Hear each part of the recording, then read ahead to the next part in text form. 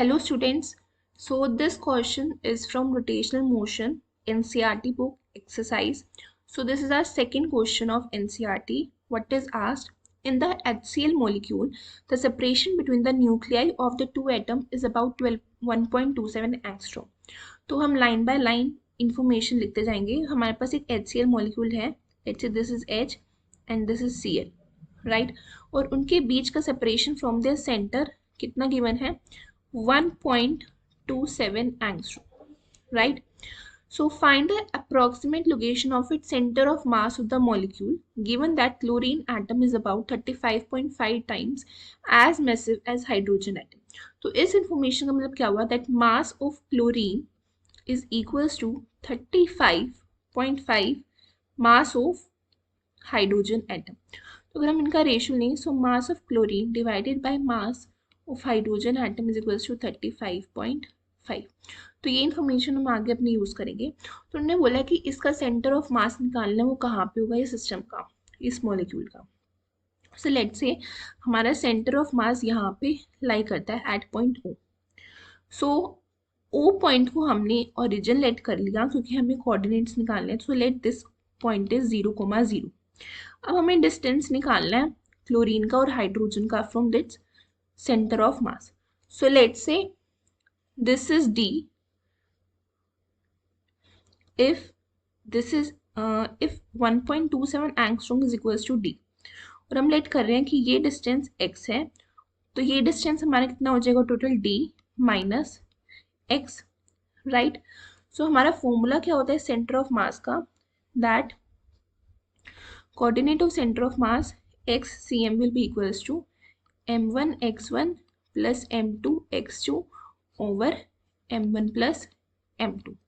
In this case, we are assuming that center of mass lies at origin, which means 0,0.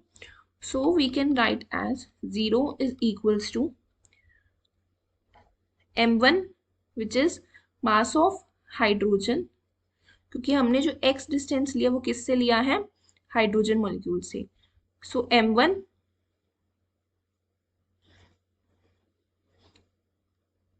into x minus m of chlorine into D minus x upon mass of hydrogen plus mass of chlorine.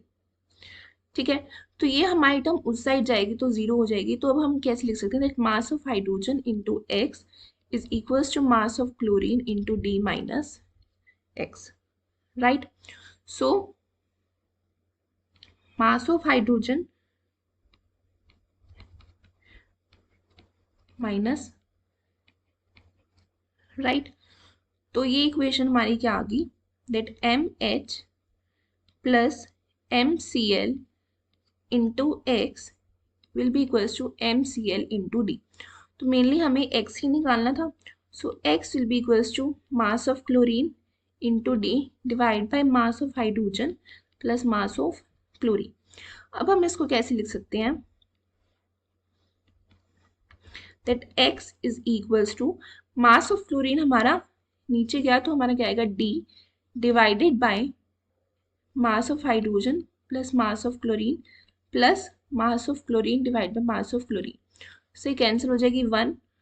तो हमें D कितना given है 1.27 angstrom and mass of hydrogen divided by mass of chlorine अगर हम करें तो 1/35.5 आएगा. So this is 1/35.5 plus 1, right? तो इसको सॉल्व करके आपका अप्रोक्सीमेट आंसर आ जाएगा 1.24 angstrom, which means कि distance of centre of mass from H atom is 1.24 angstrom.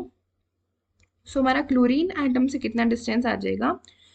1.27 minus 1.24, which means 0.03 angstrom, right? So this is your answer.